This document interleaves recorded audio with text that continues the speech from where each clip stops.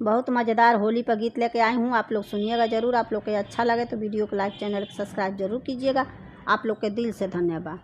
चढ़त फगुनवा सैया बोले पापी मोरवा, अरे बोले पापी मोरवा से आवत होइए ना, मोरे पिया परदेसिया से आवत होइए ना, मोरे पिया परदेसिया से आवत होइए ना।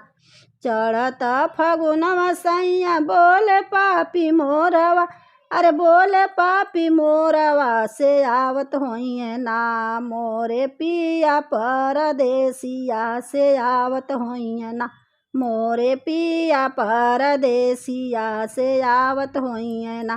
कौने रंग रंगवा कवन रंग अबीरवा, कवन रंग अबीरवा कवन हो रंगवा ना, ननदो तोहर भैया कवन हो रंगवा ना, ननदो तोहर भैया कवन हो रंगवा ना।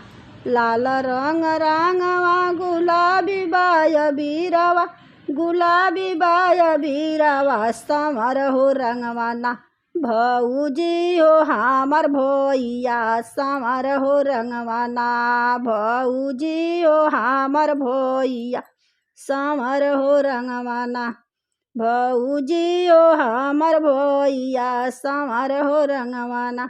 गिरी गईले रंगवा बिखरी गईले अबीरवा, बिखरी गईले अबीरवा रिसियाई हो गईले ना, ननदो तोहर भैया रिसियाई हो गईले ना, ननदो तोहर भैया रिसियाई हो गईले ना।